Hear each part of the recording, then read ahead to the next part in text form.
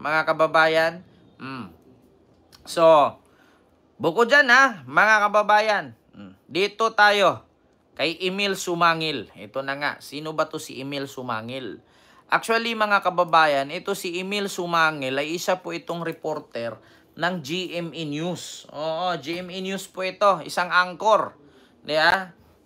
So ano nga bang nangyari or ano nga bang issue dito kay Emil Sumangil?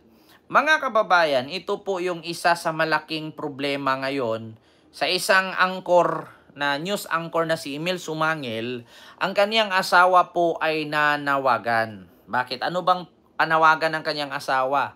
Na sabi ng kanyang asawa na sana bigyan daw ng dasal, tulungan daw na magdasal kay Emil Sumangil. Kasi delikado daw ang buhay. Kasi ito kasi yung nagko-cover dito kay alias Totoy or kay Patidungan. No? So ito po, Pilipinas Today, mga kababayan. Ayan po, si Emil Sumangil. Ayun, Emil Sumangil, inula ng death threat. Pwedeng maipagurgur ito, mga kababayan. Bakit?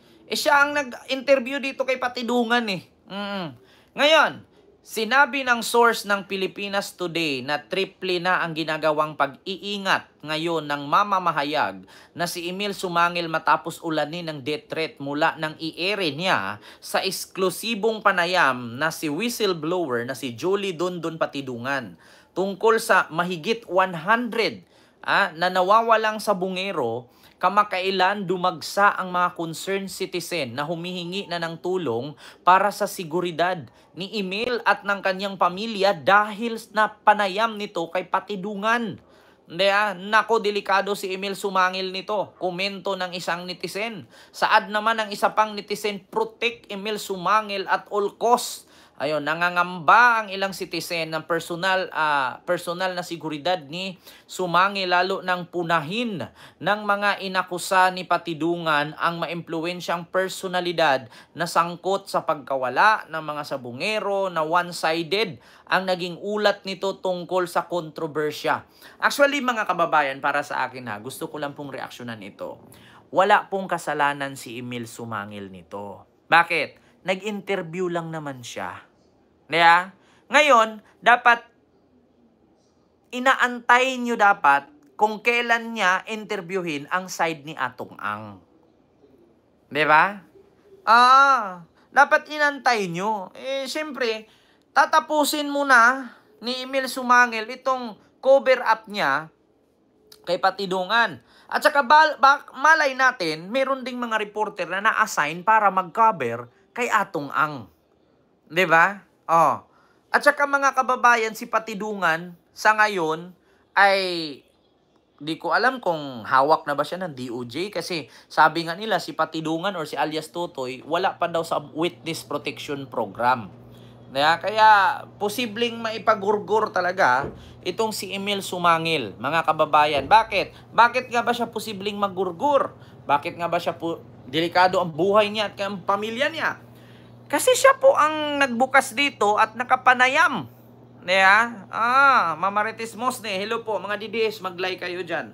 Siya kasi yung nakapanayam kay alias Totoy or kay Patidungan. Mga kababayan, nako po, delikado nga naman. Ma'am Rosana Ragudo, hello po. Dapat bigyan si Emil Sumangil ng proteksyon ng programa. Sabi ni Ma'am Ana Estrabon. Ayan, Josephine Sandy de Luberges. Pag may nangyaring masama kay Emil Sumangil, si Atong at Pineda ang may pakana. Huwag naman sana, wala sanang masamang mangyari kay Emil. Actually mga kababayan, hindi naman po, kung sakali mang may mangyari kay Emil Sumangil at sa pamilya niya. Diba? Wala naman tayong ibang iisipin dito na siya'y ipapatay ni Patidungan. Kasi hindi naman po si Patidungan ang kalaban, kundi si Patidungan ang kanyang ini-interview. Napaka-imposible naman na si Patidungan ang papatay kay Emil. Napaka-imposible naman. Diba? Super galit nga si Atong Ang kay GMA. Nako, Ma'am Lilibet Jose. Kaya nga sabi ko sa inyo mga kababayan, dapat inaantay lang muna ng kampo ni Atong Ang kung kailan sila tanungin ang kanilang side. 'Di ba? Kaso ang problema lang kasi dito din sa style ni Emil Sumangil at ng GMA ay ilang ano na to, tawag dito, ilang episode na to, ilang video na to. 'Di ba? Sunod-sunod na to eh. 'Di ba? Kapag may nangyari kay Emil, si PBBM na naman may kasalanan, putang ina na naman. Anong kinalaman ni Marcos diyan? Nag-interview lang naman si Emil. Tumakas na si Atong Ang. Papunta sa ibang bansa. Hindi naman. Kaka-file lang naman. Wag naman ganun. Hindi naman tumakas si Atong Ang. Kaka-file nga lang nung nakaraang araw sa Mandaluyong, no? Prosecutor. Nagsampa siya ng kaso laban sa mga kumalaban sa kanya kay alias Totoy at kay alias Brown. Oo. Pero sa totoo lang mga kababayan, ayun, basta-basta, di basta-basta katapat nyo, sir. Ingat. Sabi naman nung isa, threat ongoing, sir. Yeah? Emil Sumangil, inulan ng death threat. Nangangamba na sa kanyang buhay ang mamamahayag na si Emil Sumangil ng GMA Integrated News dahil sa sunod-sunod na death threat ng kanyang natatanggap nitong mga nakaraang araw. Ayon sa mapagkatiwalaang source. Nako po, mga kababayan. Diba? Cristo, Ken, good evening sa lahat. Ayan, Sir Abner Magbanwa at kay Chris, may galab shoutout po. Wilfredo, ayan, may galab shoutout. Lilitaw at lilitaw din ang katotohanan. Kaya nga po magpa-check brace muna atong bago tumakas. Actually mga kababayan dito natin malalaman na kung sakali sa issue ng sabungerong nawawala na to or nasa likod or sino ang mastermind ng missing sabungero na to, may makulong, may managot na nagpapatunay lang na ang batas ng ating bansa ay buhay. Yung justice system ng ating bansa ay buhay. Kung sakali na walang mangyari, puro kwento lang, puro etche-buretche lang, ibig sabihin nilalaro lang talaga ang ating batas. Kapag mayaman ka, malaya ka. Kapag mahirap ka, kulong ka. So, mga kababayan, sa totoo lang, antabayanan natin. Yung kay Jubilin Galieno nga, di ba? Apakatagal nun. Halos isang buwan din yung padalakdakan din. Birada dito, birada doon. May pinunta pa ng Malaysia, may napunta pa ng ganito kasi bumiyahe daw ng ganito. Ending, kamag-anak lang din naman pala. Kamag-anak lang din naman palang may gawa. Kaya sa totoo lang mga kababayan, Diyos ko, 100 na katao pinatay tapos doon libing sa Taal Lake. Mga buto na yon, sabi ni Jadi. Kaya nga, di ba? Or JD. Sa totoo lang, buto na talaga yon. Oo. Kung tinapon sa Taal Lake, wala na yon. Pero imposible naman kung tinapon sa Taal Lake, hindi makikita yung mga katawan. Makikita ng mga mangingisda yun na lumulutang. Ang problema lang doon kung nilagyan ng bakal ang paa bago hinagis. Kung halimbawa, pinatay, nilagyan ng bakal ang paa, hinagis dun sa pinakamalalim, hindi na yun lulutang. Sa madaling salita, kakainin ng mga isda yun. Alam mo sa totoo lang, kung ang ating bansa, ang batas ay, kung ang batas natin ay bitay, walang gagawa ng ganitong kadaling krimen. Bakit? Kasi kung tutuusin mga kababayan, kung bitay lang ang ating batas dito sa Pilipinas, kung gagawa ka ng krimen, tapos ibitay ka, di ba? Hindi hindi walang tao na basta-basta. Tignan nyo sa ibang bansa, especially ang Singapore. Kapag alam mo kasi sa batas sa bansa na yan na bitay, di ba? Kapag bitay ang parusa, hindi mo maiisip na pumatay kasi kapalit din buhay mo Kung sino yung pumatay, ikaw din ang ipapalit. So walang basta-bastang ganon. Ang problema lang kasi, mga kababayan, paano matakot ang isang tao gumawa ng krimen na kung mismo ang mga namumuno sa atin, sila pang nauunang gumawa ng krimen. Paano matatakot at magiging law-abiding citizen ng isang Pilipino kung mismo yung mga nasa upuan, yung mga nasa taas, ay sila yung gumagawa ng kalukuhan. Yeah, Ma'am Arlene, mega love shout out. Diba? Yan ang mahirap eh. Siyempre, sasabihin mo ngayon, bakit ako magbabayad ng tax kung nanakawin lang din naman? Diba? Ganun yun. Paano susunod ang tao? Paano mo didisiplinahin kung ikaw mismo ay wala kang disiplina sa sarili na ikaw yung nandyan nakaupo? Kaya nga ang kanta ni Glock 9, tao po na nakaupo. Yeah? Subukan nyo namang tumayo. Yeah? At baka matanaw ninyo ang tunay na kalagayan ko. Di ba?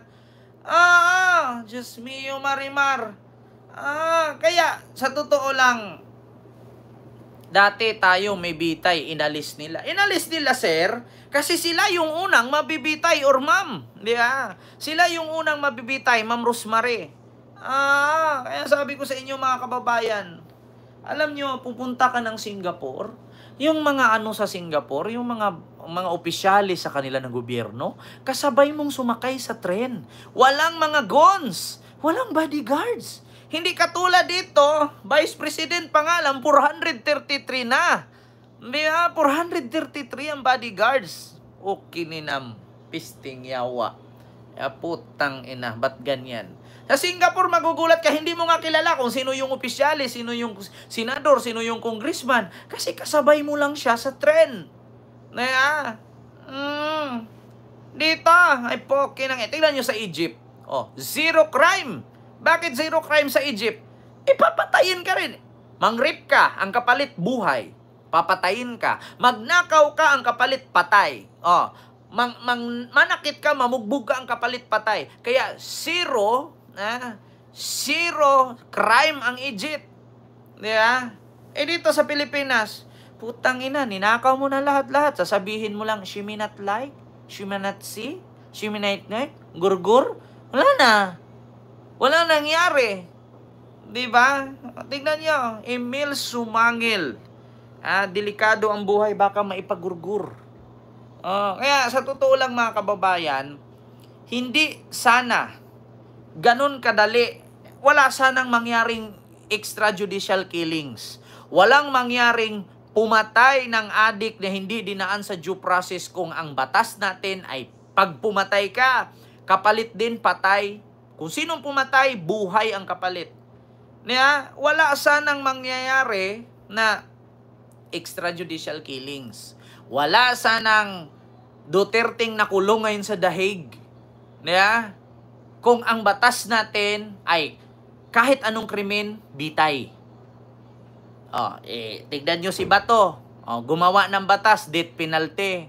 Pero pili lang naman. Death penalty, pero para lang din sa mga adik na nambibiktima. Na kung adik ka, nang rape ka, nagnakaw ka, pumatay ka, death penalty ka. Bakit yung para sa adik lang? Bakit hindi nyo isali yung para sa mga politisyan na magnanakaw? Bakit hindi nyo isali yung mga pumapatay? Diba? Bakit sa adik lang? Ay, Diyos ko. Dapat ganon. Ay, nako mga kababayan. Kaya sa totoo lang, wala sanang ipangamba si Emil Sumangil. Sa totoo lang mga kababayan. Kung ang batas natin ay kapag ikaw gumawa ng krimen, bitay. Kapag ikaw nagnakaw, bitay. Kapag nang-rape ka, bitay. Nanakit ka, bitay. Pumatay ka, bitay. Di walang krimen, zero crime, katulad sa Egypt. Kahit anong krimen na ginawa mo, ang kapalit bitay. Dapat ganon. Para ang mga Pilipino matuto at ang mga Pilipino disiplinado. Bakit? Tignan ninyo.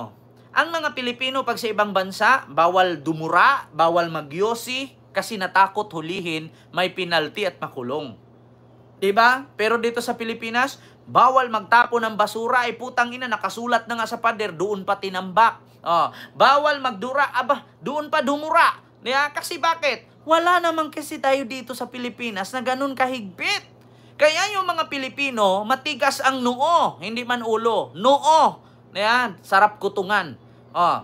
Kaya tignan nyo sa ibang bansa, bakit ang mga Pilipino sumusunod naman sa mga rules doon? Kasi takot ma-deport, takot makulong, takot mapinalti. Bakit sa Pilipinas hindi sila sumusunod? Kasi hindi tayo mahigpit.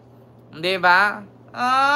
Tignan niyo, punta ako Singapore, ang dami kong kasama, mahilig sa UC. Alam niyo ba, kahit gaano kalayo yung UC-han, nilalakad nila. Bakit? Kasi nag-UC. Kasi pag doon ka mag-UC mismo sa harapan ng tinitirhan mo, 5,000 agad.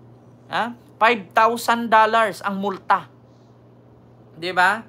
Kaya sa totoo lang, bakit hindi yan gawin sa Pilipinas kung kaya namang sundin ng mga Pilipino sa ibang bansa? 'Di ba? So yun, mga kababayan. Bukod diyan,